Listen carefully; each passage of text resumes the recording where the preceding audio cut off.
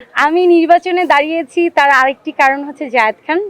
জায়েদ খানই আমাকে বলেছে যে তুমি এবার নির্বাচন করো। আমি কিন্তু জায়েদ খানের পারমিশন নিয়েই কিন্তু নির্বাচনে এবার অংশগ্রহণ করেছি। আমাদের প্যানেলটা কিন্তু খুবই সুন্দর করে সাজানো হয়েছে। হ্যাঁ, আমাদের প্যানেলে নায়িকা ববি আছে, রোজিনা ম্যাডাম আছে, উনি অনেক ফেমাস একজন মানে নায়িকা, চিত্রনায়িকা। তারপর হচ্ছে পলি আপু আছে, তারপর নায়িকা জলি আছে, আমি আছি।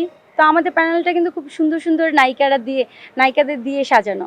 এখন তো আপনারা জানেন যে আমাদের সরকার চেঞ্জ হয়েছে, দেশ চেঞ্জ হয়েছে, অনেক শিল্পীরা বাংলাদেশে নেই, অনেক শিল্পীরাই দেশের বাইরে চলে গেছে। যেমন শাবনূর আপু তো অনেক দিন ধরেই বিদেশে থাকে, মৌসুমী আপুও নাই, বিদেশে আছে। তারপর হচ্ছে আমাদের জায়েদ খান এখন দেশের বাইরে, ডিপজল ভাইও নাই। তো অনেক শিল্পীদেরকেই হয়তো আমরা দেখতে পাচ্ছি না, বা অনেক শিল্পীরা এখন আমাদের চলচ্চিত্র থেকে বিতাড়িত হয়েছে। যেমন শাবানা ম্যাডাম এখন এফডিসিতেও আসেন না, তারা চলচ্চিত্রে নাই।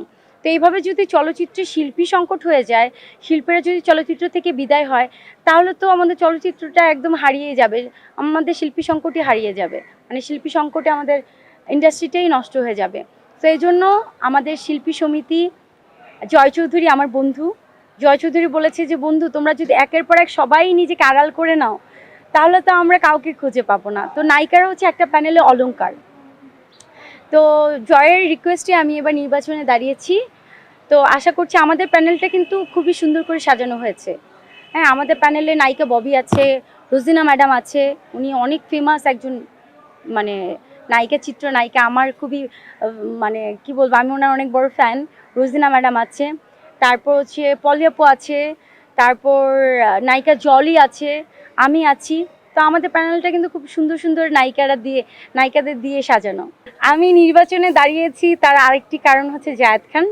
জায়েদ খানই আমাকে বলেছে যে তুমি এবার নির্বাচন করো। আমি কিন্তু জায়েদ খানের পারমিশন নিয়েই কিন্তু নির্বাচনে এবার অংশগ্রহণ করেছি। আর জায়েদ খানের আরেকজন আছে তো জানেনই, জায়েদ খানের ছোট ভাই জয় চৌধুরী। তো জয় চৌধুরীকে সম্পূর্ণভাবে মেন্টালিভাবে সে সাপোর্ট দিচ্ছে জায়েদ খান। জায়েদ খানের দোয়াতেই সে আজকে অনেক কিছু শিখেছে জয় চৌধুরী, জায়েদ খানের সাথে চলে। সো আলহামদুলিল্লাহ, জায়েদ নেই, আমরা আরেকটি আরেকটি কি বলে যে জায়েদ খানকে দেখতে পাবো জয়ের মাধ্যমে। আমি এটা আশা করছি।